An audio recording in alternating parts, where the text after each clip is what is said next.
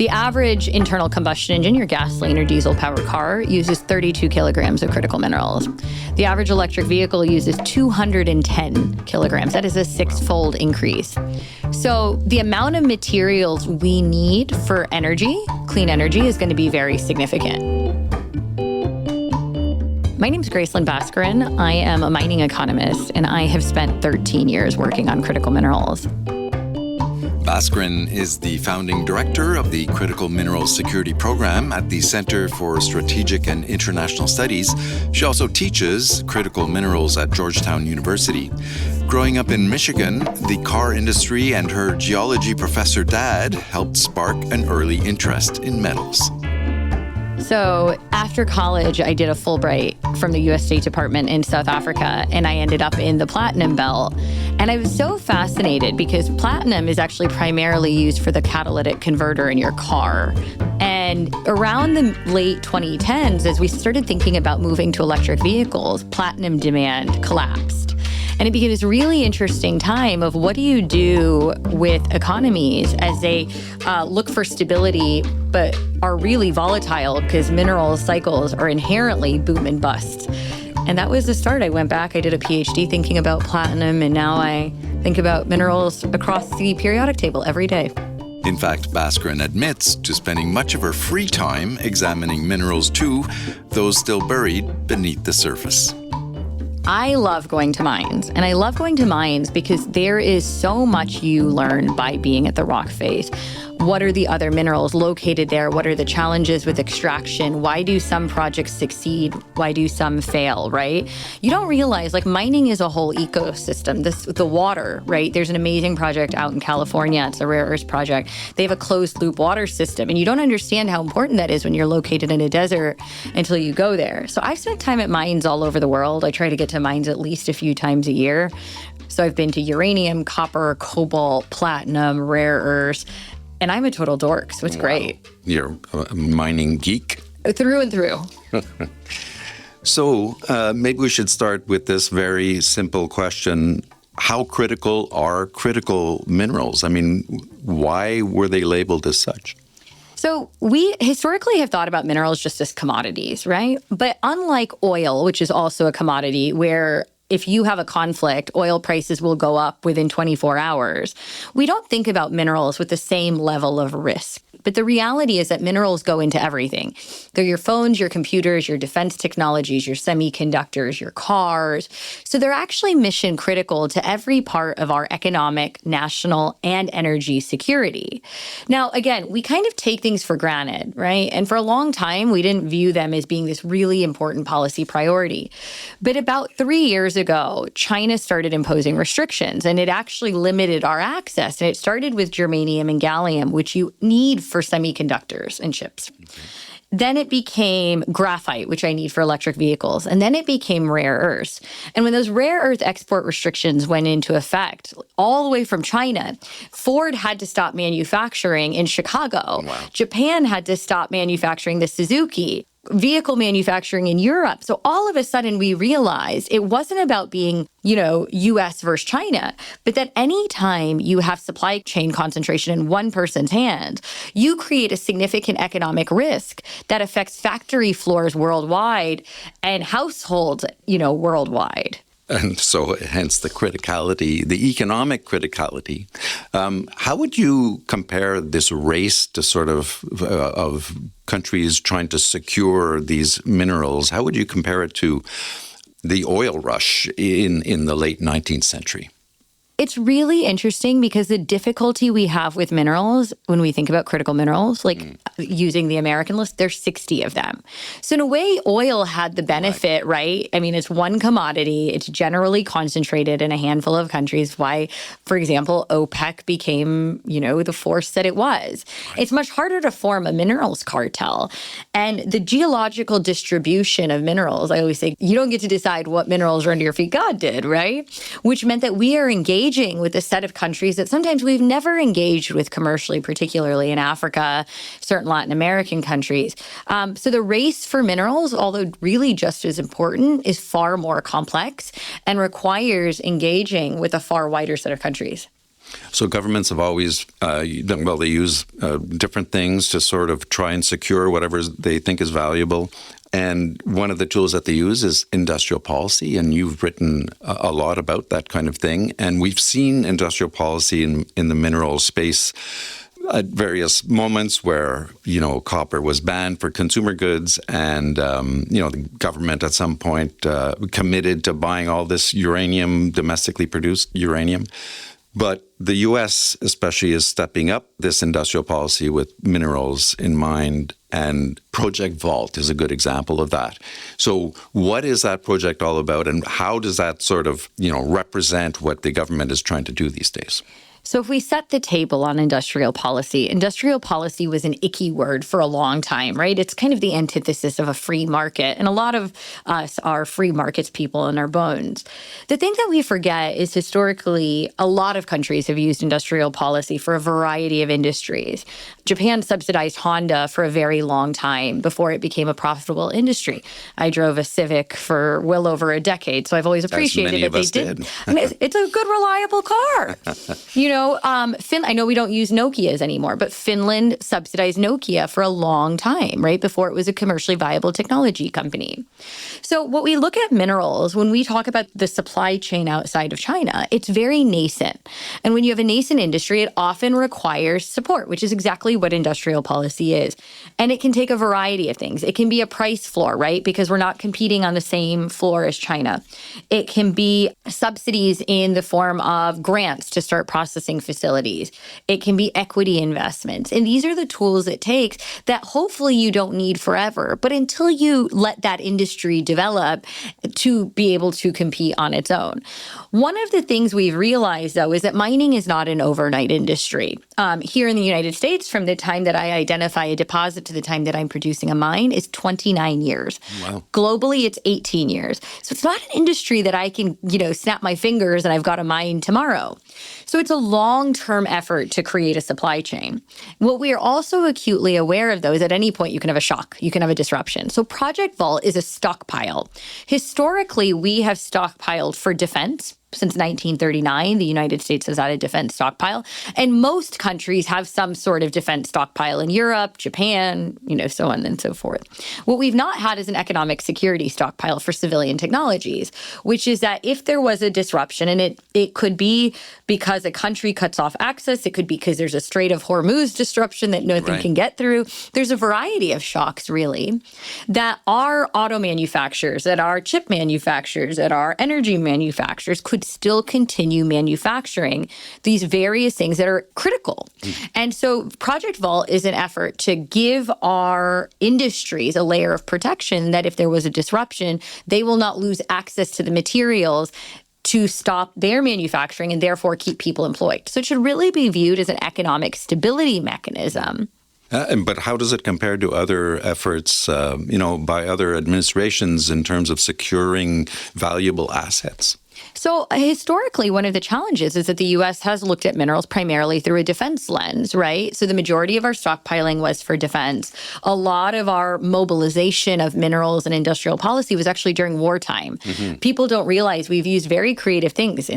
We once traded 1.6 million tons of bauxite with Jamaica in exchange for butter. Wow. We had surplus butter, so we gave them our butter and we got bauxite back. And we actually had passed legislation to allow us to do agriculture for mineral barters. I have not read the butter bauxite paper. We've gotten really creative over time. We've actually written about it. There's a paper called Minerals at War, where we look at how the U.S. has gotten really creative at times of conflict. What we've never really done, though, is think about our the rest of our economy outside of defense.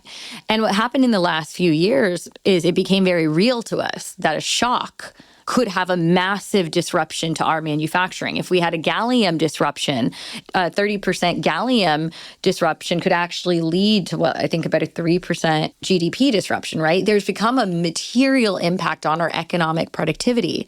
So Project Vault says, hey, mineral security is not just a national security imperative, it's an economic security imperative.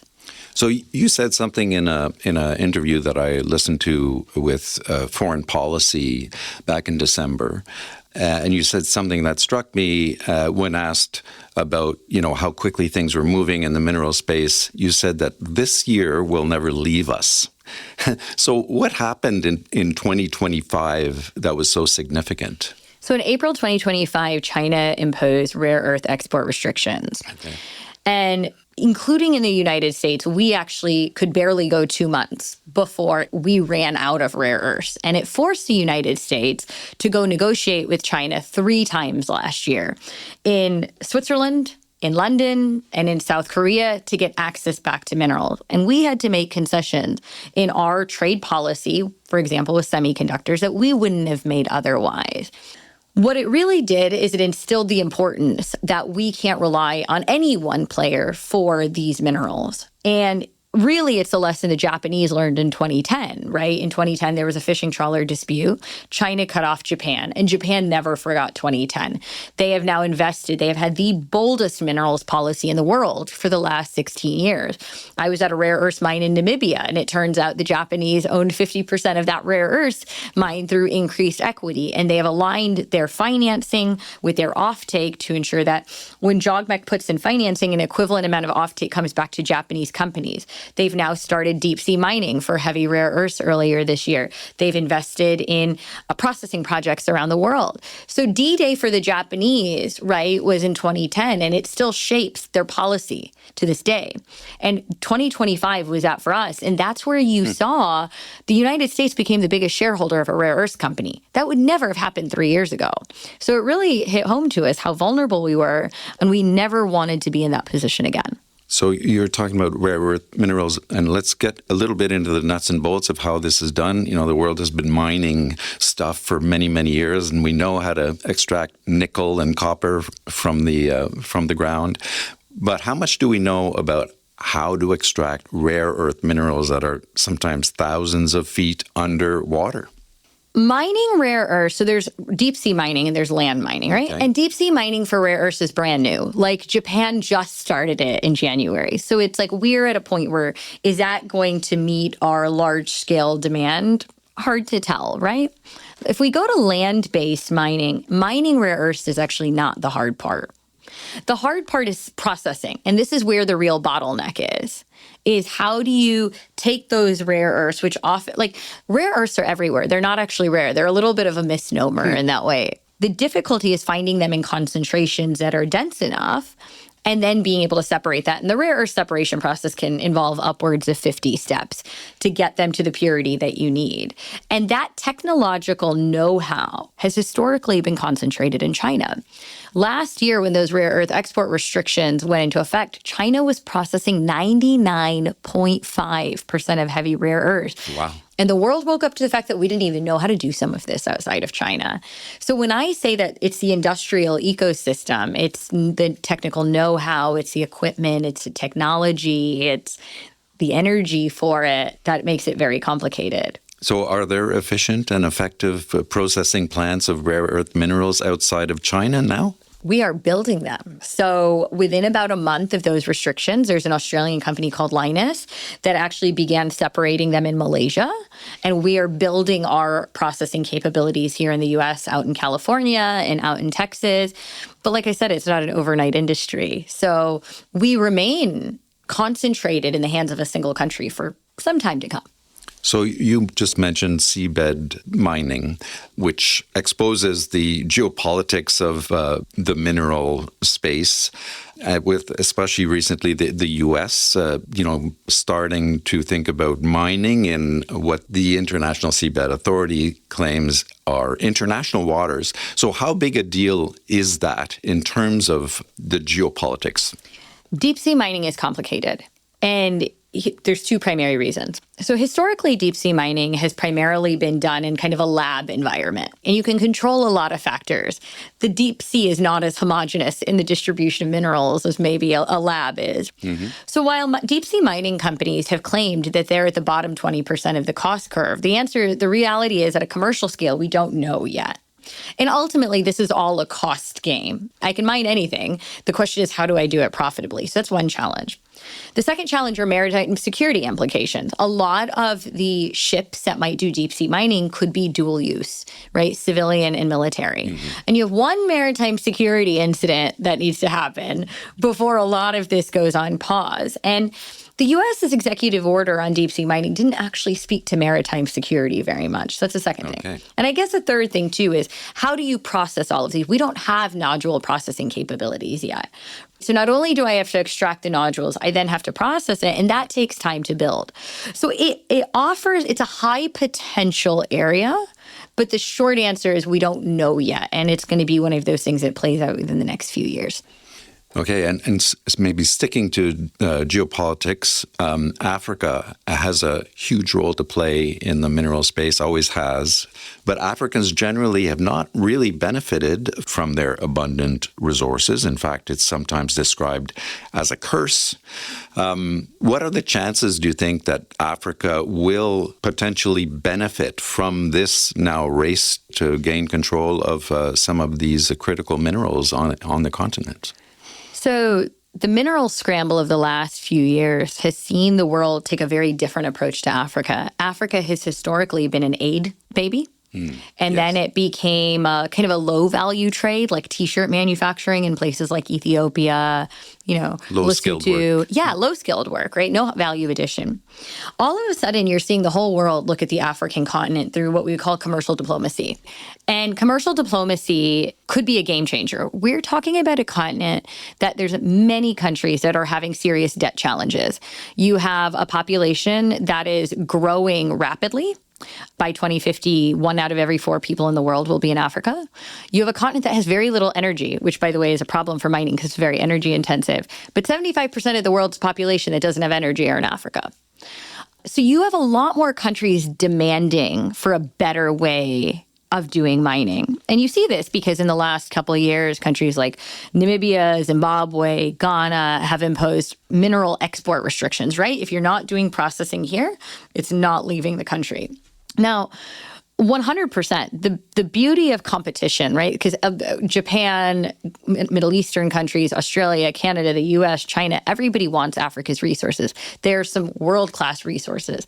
This means that when there's competition, countries get to decide who they're going to work for, and they're looking for the best value proposition for their resources. Yeah. So it opens up a real opportunity. But at the same time, it's also dependent on African countries willing to adopt stable governance. And I'll take you back to 2019, Zambia, which has good mineral reserves. They had a challenging administration that increased their royalty for like the 16th time in 10 years, that rolled out double taxation where raw minerals, you had to tax them to bring them in and you process them and you tax them back out. Yeah. And there was a massive drop-off in investment. Is you want to develop policies that have good benefit sharing, but that also have stability. That, hey, I'm going to build this policy, this tax policy, and then for the next 10 years, it's going to stay this way. Yeah. And then as a government, we're going to take these resources and we're going to reinvest them into physical capital. So that's infrastructure, energy, so people roads. will benefit from it. 100%. Yeah. Human capital. Are we educating people from, primary education all the way through, university? And natural capital. Are we still protecting the environment? And if you can develop those policies, you develop an incredibly investable environment where people benefit, there's benefit sharing, but it requires stability and longevity, which is a little bit of a struggle right now. And so with all this wheeling and dealing and investment into mining, when it comes down to sort of trying to secure these minerals and making these deals, should, in your opinion, public funds be used to finance mining projects that the private industry sometimes think is too risky? Public funds are well used on some of what we call the mining ecosystem. And what I mean by that is primarily infrastructure. It's a tough proposition to get a mining company to come in and finance a mine, the road, the rail, the port, the energy, the water. It makes what could be a good project, it makes it economically unviable, right? So where you see that public funds could be well utilized is to build energy that not only supports a mine, but also supports the livelihoods of people, water, infrastructure that's dual use. So there's strategic places to deploy public capital that can incentivize mining without necessarily subsidizing a miner when there's other competing fiscal interests. All right. So finally, if world powers manage somehow to sort of parse out all the concessions and the potential for all this mining of these critical minerals, what are the chances that these critical minerals help us move away from fossil fuels? So if you look at the biggest drivers of mineral demand, they are primarily energy, clean energy technologies. So I'll give you an example. The average internal combustion engine, your gasoline or diesel powered car, uses 32 kilograms of critical minerals. The average electric vehicle uses 210 kilograms. That is a six-fold increase. When you look at the drivers of demand, it is cars, it is solar, it is wind. So the amount of materials we need for energy, clean energy, is going to be very significant. And there will be no clean energy without these materials. So it offers enormous potential, but it requires a lot more mining and processing than we currently have. Gracelin Baskaran is the director of the Critical Mineral Security Program at the Center for Strategic and International Studies. Thank you so much. Thanks for having me.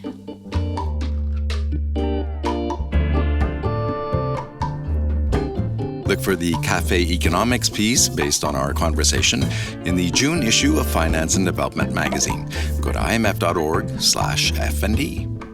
And look for other IMF podcasts on Apple Podcasts, on YouTube, or wherever you listen. You can also follow us on X. Our handle is @IMF_podcast. I'm Bruce Edwards. Thanks for listening.